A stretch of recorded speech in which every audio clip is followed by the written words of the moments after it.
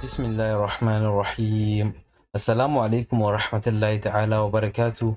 Kyawun yan uwa da abokanai na intanet baki daya, barkanku da warhaka, barkanku da zuwa Cyber Expert Hausa.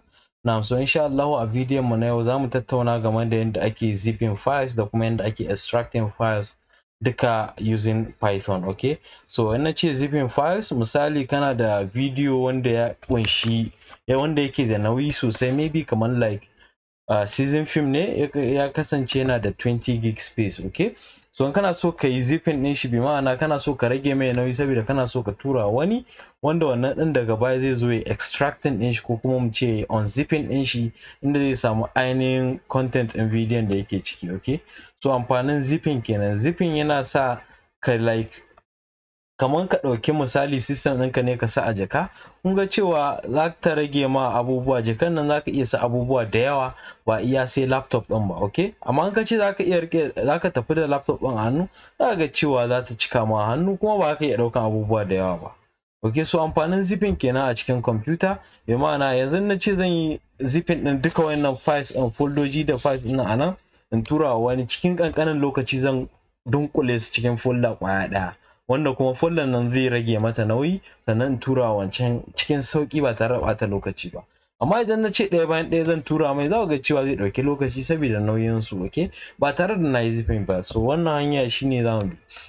Okay, so na yi creating folder a cikin YouTube folder ɗinmu, na kira ta da zip, sannan a ciki muna da help.txt, image.png, main.py, read.py, test.txt, okay? So image.png din nan hoton wani project ɗina ne wanda na yi screenshot ɗin shi kamar yadda ke gani. So wannan kuma help.txt ina tunanin babu komai a ciki, sannan kuma a cikin read.py shi ma babu komai a ciki. Main.py nan ne ainihin inda za mu rubuta code ɗinmu, sannan kuma test.txt na rubuta wani ƙaramin text wanda text ɗin ya kunsa welcome to cyber exploit, please subscribe, like and share the video, kamar yadda ke gani. Idan kuna tambaya ku bar mana ita a comment section ko kuma ku cikin description ɗin bidiyon, okay? So wannan shine abin da wannan test.txt ɗin ya kunsa, okay? So zan je in buɗe wannan the same folder ɗin a cikin VS Code ɗina, ko in ce code editor ɗina. In kana amfani da Sublime text editor ko kuma PyCharm ko kuma wani text editor na daban, za ku iya zuwa ku buɗe shi, okay?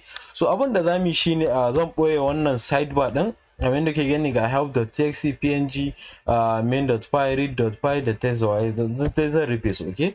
So domin amfani da zip file za ku yi important ɗin shi, tunda yana zuwa da Python ne ba tare da kai external install ɗin shi ba. Za mu ce import zip file, okay? So mun yi importing wannan method ko mu ce module na zip file, okay? So domin amfani da zip file, abinda za mu ce zip ɗina za mu declare variable, mu kira ta da misali, za mu kira ta da zip ɗina, okay? My zip, ko kuma a turance kenan mu ce zip ɗina is equals to zip file dot capital letter Z, sannan za mu ce zip file haka, okay? Wannan class ne, okay? So anan za mu rubuta sunan zip ɗin, inda za mu kira shi da files.zip, okay? File.zip. Ya muna creating wannan file ɗin a matsayin files.zip, sannan kuma just like mun yi video game da yadda ake amfani da other files a Python, yadda za ka yi amfani da wasu files a cikin Python, okay? So akwai read, write da kuma append, okay? So za mu yi amfani da write ne tunda muna so mu rubuta ne, okay?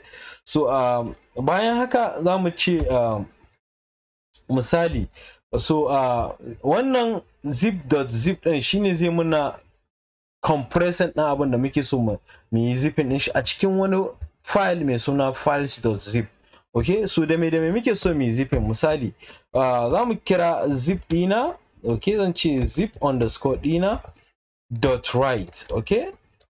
So me muke so mu rubuta? Muna so mu rubuta misali za ku ga cewa muna da image.png, yanzu muna so mu yi zipping ɗin image.png, okay?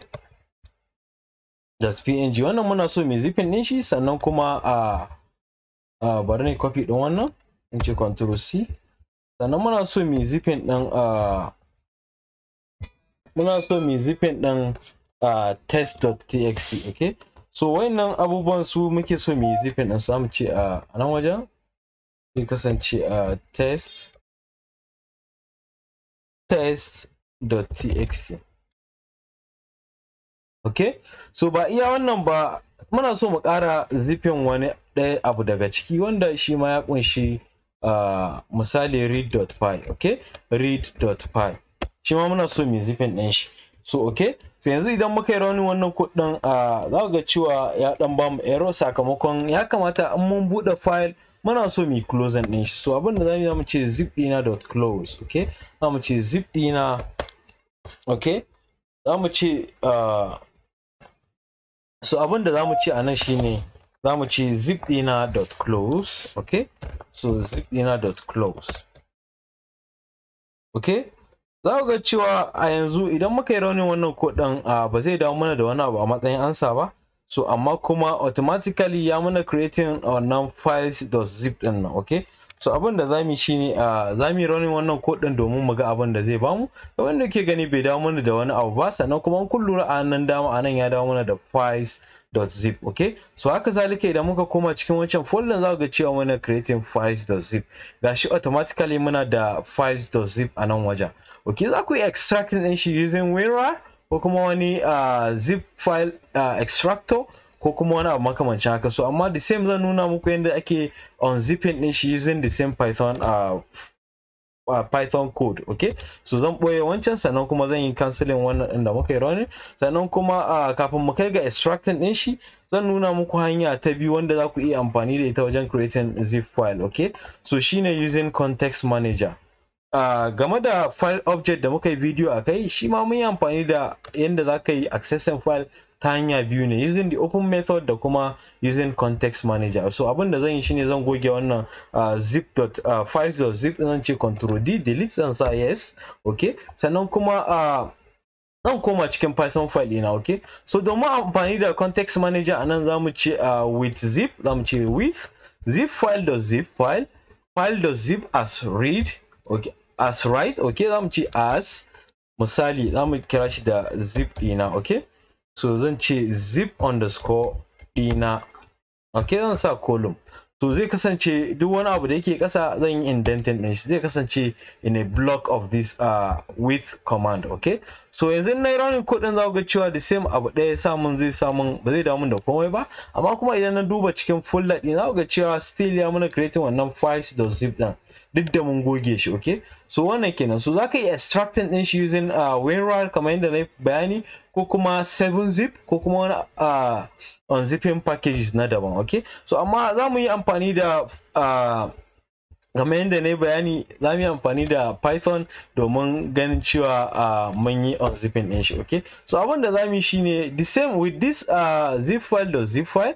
So a nan wajen instead of write, so za mu yi amfani da r ne. R yana nufin read. Okay, so me muke so mu reading, muna so ya mana printing print. Okay, print zip ɗina. Okay, print zip underscore ɗina dot name list.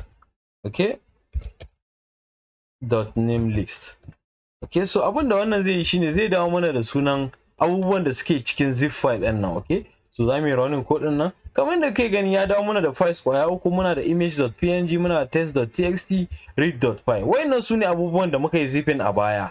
Okay, so yanzu muna so mu unzipping ɗin su. Okay, so amma na muna haka ne saboda mu ga abubuwan da suke ciki kafin mu kai ga unzipping ɗin shi. Okay, so abin da zamu yi shine zan yi canceling wannan. So a madadin name list kuma a madadin print, abin da zamu yi shine zamu ce zip ɗina dot extract. Okay, zamu ce zip ɗina dot extract all. Okay, so zamu iya extracting all bi ma'ana duka wancan files ɗin kwaya uku, sannan mu kira ba tare da mun kira ba. Okay, yanzu muka yi run zai muna extracting ɗin shi. Okay, so amma idan misali muna so mu extracting ɗin abu ɗaya ne a ciki, so yanzu zamu ce extract kawai. Okay, sannan kuma zamu specify me muke so mu extracting. Muna so mu extracting ɗin image dot png. Okay, so image.png shi muke so mu extracting. Okay, so kafin na kai ga extracting zan goge wannan image.png din ana.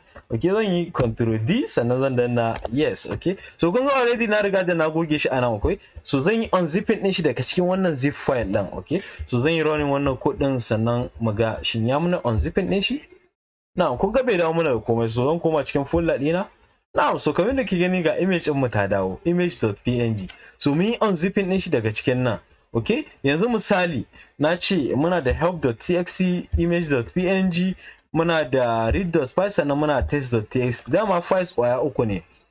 Okay, so amma ina tunanin na yi zipping kwaya uku ne ko? So ina tunanin kwaya uku ne, so zan goge wannan gabaki ɗayansa. Yanzu kun ga cewa muna da main.py da kuma files.zip ɗin nan. Okay, so yanzu muka yi extract all, za ku ga cewa ya dawo mana da dukkanin files ɗin da suke cikin wannan zip file ɗin. Okay, so bari na yi running wannan code ɗin as easy as it is. Okay, so na yi running bai dawo mun da komai ba, so zan duba folder ɗina. Wanda ke gani image.png ta dawo, main.read.py ta dawo, test.txt ta dawo. Okay, dama na ce files uku ne ba hudu wasu, already ban riga da na yi adin ɗaya ba. Okay, so wannan kenan. So insha Allah duka da wannan zamu kawo ƙarshen wannan bidiyon. In kai sabo ne zuwa channel ɗin mai albarka, muna roƙonka da kai like wannan bidiyon, sannan kai sharing ɗin shi zuwa ga ƴan uwanka, abokananka, domin su masu amfana. Idan kana tambaya ko wani ƙarin bayani ko mun yi wani kuskure da kaga ya kamata ya sanar da mu, za ku iya tuntuɓar mu a cikin comment section din wannan bidiyon ko kuma a can description din wannan bidiyon. Okay, so idan kuna da wani support da kuke so ku bamu, za ku iya supporting din mu ta hanyar donating din Bitcoin ko kuma Ethereum ko kuma wani abu da kuke da niyya. Okay, so wannan kenan. So insha Allah da wannan zamu ce assalamu alaikum wa rahmatullahi ta'ala